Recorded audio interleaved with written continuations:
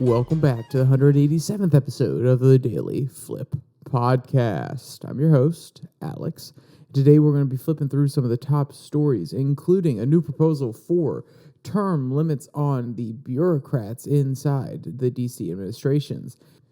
A report talking about how Belarus may be complicit in taking some of the Ukrainian children and relocating them to Russia. And a final article talking about Sam Altman, how he's been fired as the CEO of Open.AI. And of course, we will end today with our Daily Delight, a story meant to leave you feeling positive, ready to take on the day. Now, that's enough rambling from me. Let's jump in to our daily debate. So Vivek Ramaswamy said, hey, we're going to get rid of 75% of the bureaucratic state by the time he's out of office, 50 state within the 50% of that within the first term, I believe is what he was getting at. And he said, okay, we're just going to choose a random Social Security number. Is it going to be even or is it going to be odd? If it's even, we'll keep it. If it's odd, we're going to get rid of it. And then the person associated with that Social Security number, get out of the bureaucracy. Now, that, interesting proposal. I feel like you'll probably disproportionately call certain, what's the word I'm looking for, departments rather than others. But there's a more moderate solution that is, having term limits on them. So what do you think about that? We're going to go into it a little bit more with our first article, like I was talking about.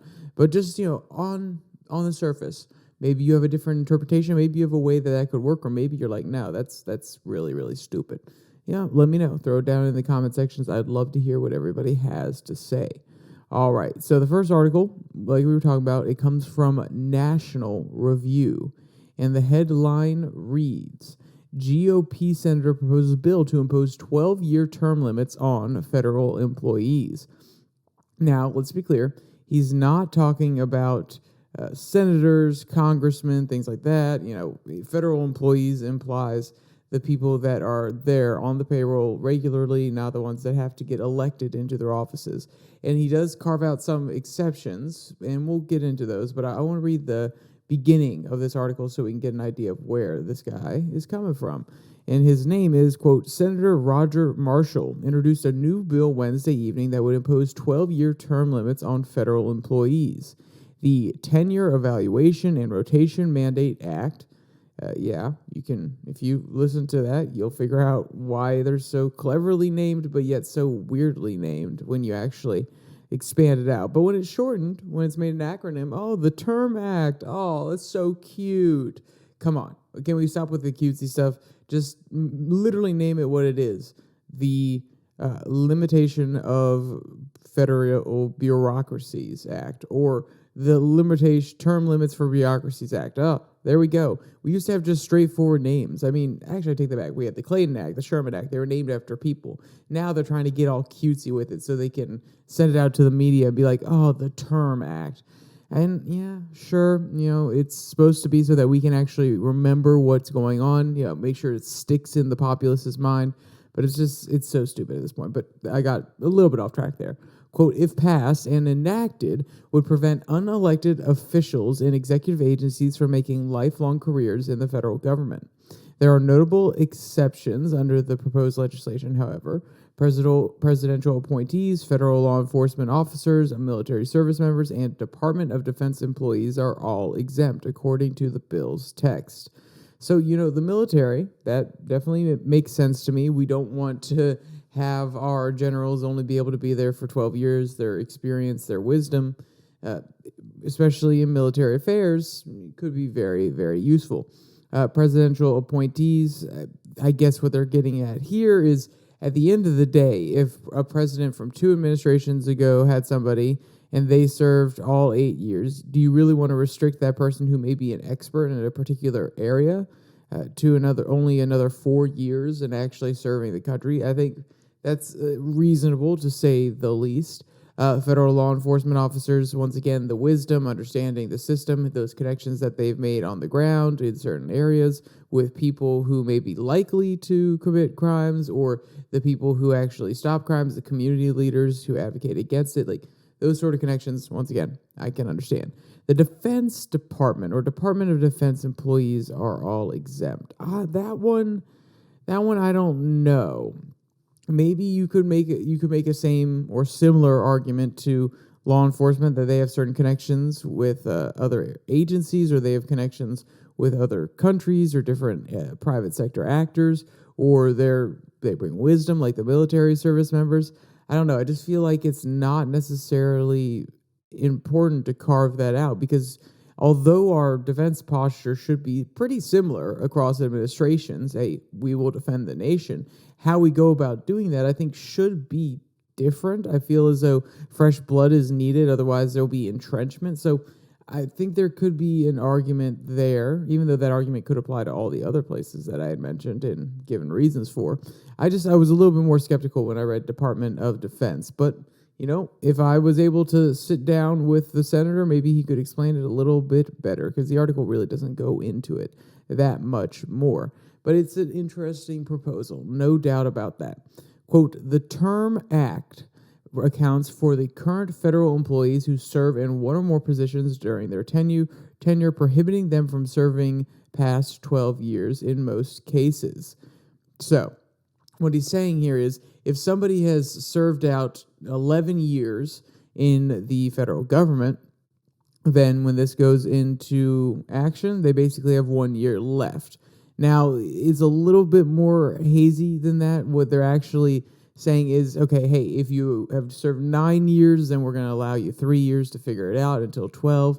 And if you've served 11 years and 6 months, then we're going to give you a little bit more time to figure it out, but we're going to have to cut you from the payroll kind of thing. Which I feel like, if you're going to do this and you're going to completely derail the people's careers who have been working in the government for so long, at least you're gracious enough to give them a little bit of time to figure it out, to find a private sector job, or maybe start their own nonprofit, start their own firm somewhere. I mean, hey, at the end of the day, when you're culling the workforce, but yet you're still giving a little bit of time to be generous, I respect that. Some ideologues would just straight up say, no, hey, I'm sorry, but we're cutting the bureaucracy. You're part of the bureaucracy, so get on out of here. So at least there's a little bit of grace in what's going on. And there's another quote that I wanted to read. Quote, the bill also prohibits an employee from reaching 12 years, leaving service, and then returning to work. But if someone leaves service before the 12-year mark, they can be rehired and serve the remaining of their eligible term. Senator Eric Schmidt, co-sponsor of the bill with Marshall, said, quote, for too long, Washington, D.C. has continued the status quo to the detriment of hard-working Americans. Look at where we are today, $33 trillion in debt and paying $900 billion in interest annually.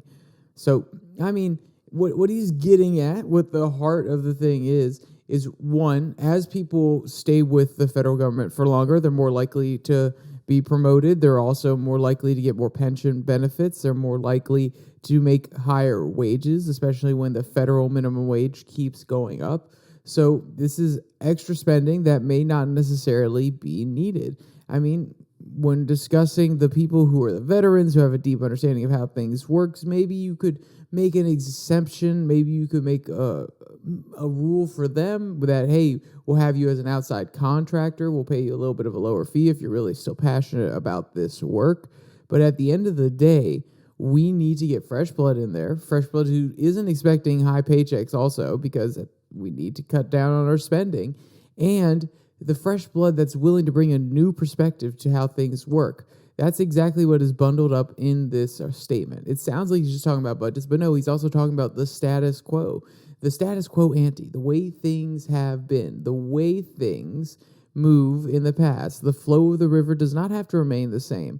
We can change where it goes. Even if it's a little bit painful, it's going to take a little bit of investment and a little bit of time.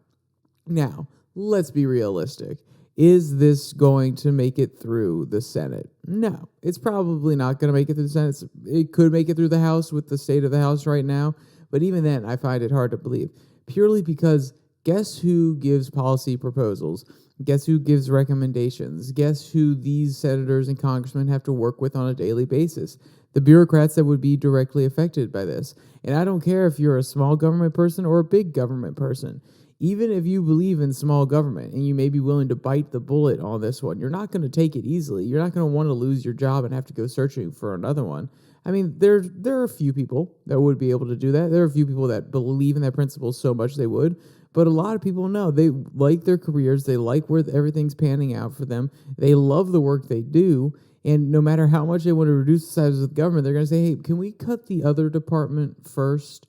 And they're worried about their own self-interest. So they're going to be, I don't want to say pressuring, because they're not like lobbyists. They don't have the most money in the world to give out, but they're definitely going to make their opinion heard, and they're going to try to push back on this. And I don't see this passing anytime soon, especially because certain people on the Democratic side would argue that, well, the bureaucracy is actually how the government stays consistent in between administrations.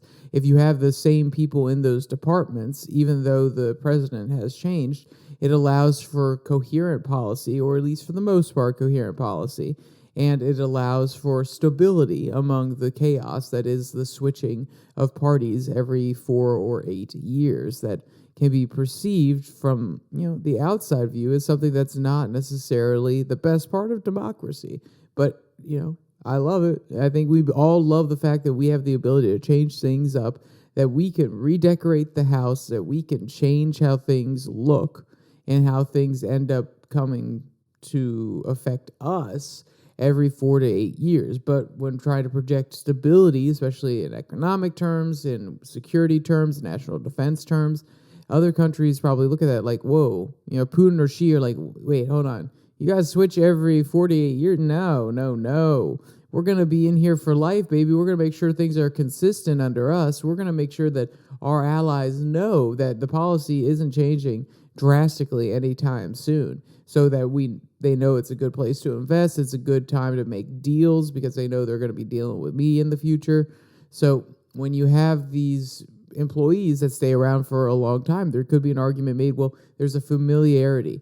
Well, if the people at the State Department, if they are negotiating with their counterparts in Russia, and you have an administrator who's been there for 20 years and another administrator who's been there for 30, and they have some sort of working relationship, it provides a level of stability. So that's an argument that could be made from the Democratic side about the importance of certain layers of the bureaucracy. That's why I think it will not make it past the Senate, but maybe, just maybe, I'm being cynical. It's one of those days where maybe you've caught me on a cynical streak, or maybe I'm a little bit hopeful underneath. But at the end of the day, I think it's going to be hard to get through, especially when it directly affects the interest of the people in Washington. But that's enough on that one. Let's jump to our next article, which is a little bit more disturbing, honestly. But I saw it, and I absolutely had to talk about it. So it's an article from NPR, and the headline reads, a news report says Belarus has assisted Russia in abducting Ukrainian children. Now, of course, it's NPR, so this is a transcript from a audio format, so it's a little bit of a back and forth, and I'm going to jump in between things, but I'm going to make sure to try to have the question and answer in the same quote if I can. So we know that this Ukraine war has displaced thousands upon thousands of people and children. And we know that many people, children, women, men, have been killed as a direct effect of the war, or as side effects of the war, of being displaced and not having the resources in order to tend for yourself or your family. But this is the next level. This isn't just, it's an accident of war, it's a byproduct. This is, we're going to actually take these Ukrainian children in, and then we're going to ship them off to Russia, which is absolutely horrific. Quote, thousands of Ukrainian children have been deported to Russia since the war in Ukraine began almost 2 years ago. A new report now says Russia's ally and neighbor Belarus is participating in these operations. NPR's Michael Kellen reports that the U.S. is vowing to hold anyone involved accountable. So here's the first byline. Quote, Yale researcher Nathan Raymond says he's documented what he's called an industrial-scale pipeline of children deportation from parts of Ukraine now occupied by Russia. Mr. Raymond says this is concerted. It was intentional, and it involved both Russia and Belarus working together every step of the way. So when I heard this, I was curious, or I was confused as to why. Are they purposefully trying to bolster their own future population? Are they trying to punish the Ukrainians? They're trying to make it less favorable for Zelensky to go home to his people and say, we have to keep fighting this war, when people are going to argue, oh, no, they're abducting our children. We need to stop this. We need to have a ceasefire, or end the war altogether and negotiate our children back from Russia? Or are they just doing this to be malicious? I don't understand. I can't put myself in the headspace of Vladimir Putin or any of the people in Russia. Maybe they genuinely believe that the areas that they've occupied are now Russian territory, and they're trying to save the children there and make sure that they grow up in a proper Russia with a proper Russian education, aka propaganda. But I don't see it. I can't rationalize it. And there are too many crackpot ideas too that, I would say sound crazy, but then again, we're dealing with a foreign power that hasn't exactly appeared to be the most rational in the world at some points. Now, from their perspective, it may be different, and maybe I'm missing some of the rationality in some of their arguments, but I just don't necessarily know. But sorry, let's get back to a quote. So this is from the interviewer. Quote, Raymond, he is the executive director of the Yale School of Public Health's Humanitarian Research Lab, which gets funding from the State Department. Using open resources, the group found that 2,442 children between the ages of 6 and 17 have been taken to Belarus since Russia's full-scale invasion of Ukraine began more than a year and a half ago. This is from Raymond now. The big mystery, Michelle, is this investigation is, where are those 2,442 children now? The Lukashenko regime claims they've returned them to Ukraine, but we have not been able to independently verify that. And then back to the interviewer. Raymond says Alexander Lukashenko's government in Belarus and Vladimir Putin's in Russia should comply with the Geneva Conventions and register the children with the International Committee of the Red Cross. Some of the children were disabled and particularly vulnerable, he says, and about a quarter of them went through some kind of military training and indoctrination. And then Raymond responds again, the organizations involved here are really startling, including 2 motorcycle clubs, one called the Night Valkyries, the other the Night Wolves, and also the involvement of a senior official of the Belarusian Red Cross Society, and also a swim club called the Dolphins. So it's obviously a full frontal effort here to get these children over into Belarus or over into Russia. And what they pointed out here is that some of the kids had, injuries, or they were vulnerable. So maybe you could say, hey, we're trying to protect these kids. We don't want them to be a casualty of war. We're going to take them to a place where, we have motorcycle clubs so they can learn to ride a motorcycle. Or, we can take them to the swim club, or we'll take them to these humanitarian services like the Red Cross Society. And we're going to do all of this for the betterment of the children. And while they're there, they may get taught or trained in one way or another, but don't worry, Ukraine. We'll return your citizens to you completely and perfectly fine, not indoctrinated whatsoever. So once again, it just feels malicious.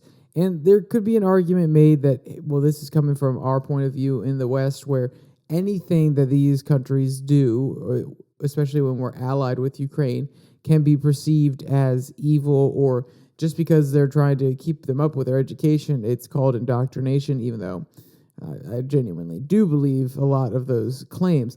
It's one of those things where maybe we're misreading the intentions. I hope that's the case. I don't genuinely believe that is the case, and I'm trying to be a little bit optimistic and shove off the cynic cloak, but hopefully that these people, they have a heart, they're looking out for these kids, and they actually have return them to Ukraine, or they intend to return them to Ukraine, which I don't know why they wouldn't have if they intend to. I mean, it's not like any of these other countries are going to be less affected by the war anytime soon. I mean, except maybe Belarus. But even then, they're an ally of the Russian government. So would the Ukrainians really trust them to keep their children? Why wouldn't they just send them to Ukraine to send to a NATO ally, or have their parents, And I've done articles about parents who have moved to other countries and then called for their kids once they got set up. So why wouldn't the Belarusians and the Russians return the children so they could do that if they really cared about them? I don't know. And it's a horrifying story when you hear that children are being used as props, as tools in this sort of battle. Not just physical battle, but war of attrition.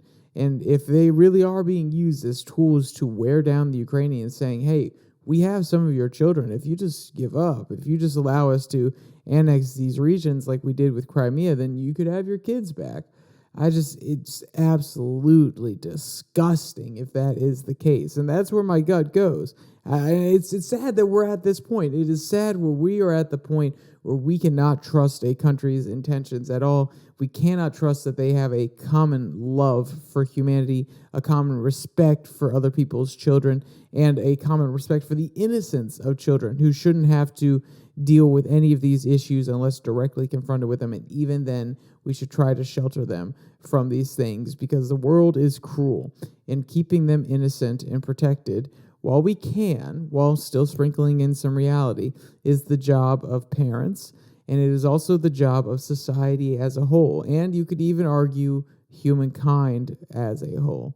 So, it's terrible to see. I hope more reporting comes out on this. We can find where some of these children went, and if they did go to Belarus, we can politically pressure them, even though they're going to be closer to Russia anyway, and we can pressure Russia to let these children go. And if they have brought them back into Ukraine, I hope they get registered, found, and everything goes well for the families who lost their children for a little bit. And my heart goes out to everybody in this situation in the area. All right, so then we have one last article that comes from The Verge, and the headline reads, Sam Altman fired as CEO of Open.AI. So, for those of you that do not know, Sam Altman has been one of the co-founders of Open.AI. He has been the CEO for quite some time now. He started with Elon Musk. Musk left. That's a whole drama story.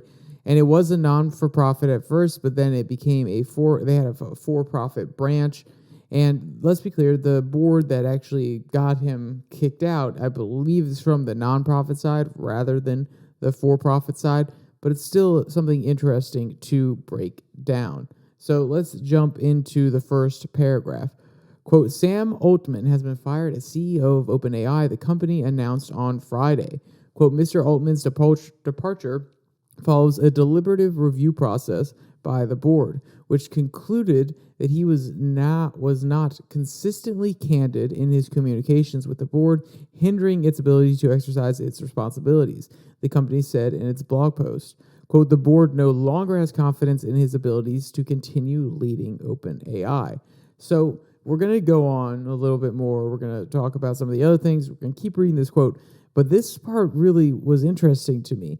He's not conveying information to the board that doesn't allow them to do their jobs. So the question is either, one, what is he hiding? Or two, what does the board think they deserve to know and isn't being told? And I'm very, very interested by this one. I have no speculation whatsoever, but it's very interesting wording. It's very legalese from the board members here, and I hope to hear what Altman says a little bit later. He does seem to be a bit of a more quiet man, a little bit more of a subdued man, so maybe he won't come out and trash his previous company, but we'll see. Quote, Chief Technology Officer Maria Moratti will be the interim CEO, effective immediately. The company will be conducting a search for a permanent CEO successor. When contacted by The Verge, OpenAI's communications department declined to comment beyond the blog post. Employees of OpenAI found out about the news when it was announced publicly, according to multiple sources. I loved my time at OpenAI, Altman said in a post on X, formerly Twitter. It was transformative for me personally and hopefully the world a little bit. In the follow-up post, he describes the experience of this firing as, quote, sort of like reading your own eulogy while you're still alive, end quote. So, yeah. And then there's also a little bit more context here. One of his fellow co-founders and a board member, Greg Brockman, actually stepped down after this. He's kind of resigning in solidarity with Sam, which is, we love to see it. And honestly, it's kind of heartwarming when you have such a good friend there that believes in the vision of you and where you were taking the company so much that they're willing to step down. And maybe there was some breaches. Maybe the board didn't like where things were going. And Greg's like, you know what? Hey, if you don't trust Sam, then I don't trust you, kind of thing. Maybe. That's always a possibility. So there are a few paths going forward. There's, hey, at the end of the day, if Sam Altman, he wants to keep on rolling, he could probably get hired by XAI, even though he probably won't work with Musk again. He may get hired by the DeepMinds team at Google. Maybe Microsoft actually scoops him up because he's already been working closely with them, even though I highly doubt that would be the case because they have enough of a stake to have a board seat, I believe, but maybe not. Maybe that's in the for-profit branch rather than the non-profit branch.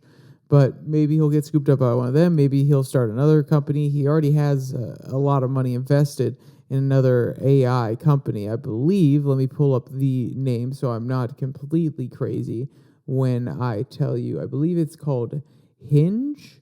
Is it Hinge? Let me double check here. No, it is called Humane. So it's a AI pin that I believe records conversations and tracks it down for you, but I could be wrong about that one. So there's also speculation as to why they're kicking him out. They said, he's not telling us critical information. Sure, but maybe there's something else behind here, which is at the end of the day, they want to pivot. They feel like maybe Sam is too focused on safety. Maybe he's not exploiting different trends enough. Maybe he is just a person that they don't want to work with and they don't see him leading the next evolution. He got him to the point where ChatGPT, large language models are a lot better. But now for the next era, we need someone new to get in there. Maybe it was his idea of not pivoting to physical world AI like Tesla's been doing with their Optimus robot or their cars with their self-driving, where it's AI that can actually interpret the world around it and therefore have a game plan, a way to interact with it and work with it, just like a car deciding which way to turn, when to turn safely, so on and so forth. And it seems like OpenAI, at least publicly, has been going down the large language model, the language comprehension side, and maybe there was a strategic shift that Sam Altman didn't want to do, or maybe the board did want him to do, or vice versa. He really wanted to push it, but the board was like, no, we're not going to do it.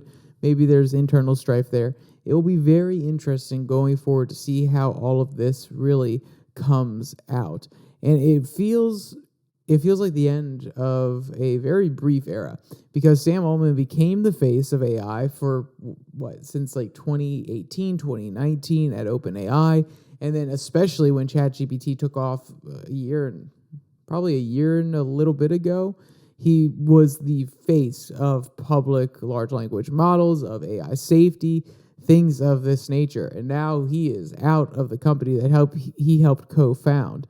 And I hope him and Elon can fix some things. I know they've had battles back and forth. I hope Elon's willing to hire him at XAI, his new AI company, or one of his AI projects, because it seems like Sam Altman's a considerate person, very kind, very intelligent, and he's really thinking about the bigger questions about AI safety as well. And someone like him could be very important to a whole bunch of companies, and I hope that he ends up very, very well. I already gave my speculation on what could happen. I already gave my speculation on where he could go, so I'm going to leave that one. Like I said, wish him the best. All right, so let's jump to our final article that comes from Woo Global. So, it's practically turkey season. This will be going out on Monday, so we have another 3 days until the big day. But just because we are the winners of the battle between turkeys and humanity doesn't mean that some of our closest allies, the dogs, are as ferocious and as likely to win the fight versus turkeys. The headline reads, quote, "Dog turns into scaredy cat after friendly turkey starts chasing her around the pool area." So, yeah, you can hear how it's outlined here. This turkey's like, "No, I want to be friends. Yo, come here." And the dog's like, not happening today. Quote, "The comical clip shared by Amy Harris showcases her pup, Stella, attempting to keep a safe distance from the persistent bird, aptly named Lurky. Despite Stella's efforts, Lurky keeps running after her, determined to catch up. One might expect Stella to pause and consider befriending the feathery companion, but perhaps that's an interaction for another day." And I guess Stella, she ain't having it. She is not wanting Lurky to be anywhere near her at this point. Maybe it's because she knows she doesn't want to get too close because Lurky may end up on the table for Thanksgiving. I don't know. Maybe it's a possibility. So with all that said, if you want to check out any of the photos or videos from this article, or you want to read any of today's articles, there's a link in the description below that like and subscribe button where you can find all of them. Also down there, you can find the link to the podcast on Spotify, Pocket Cast, Google Podcasts, as well as Podvine and the Twitter handle at Your Daily Flip, where I post a Twitter tirade every Tuesday and Thursday. With all that said, there's only one more thing to say. Stay safe. Don't die.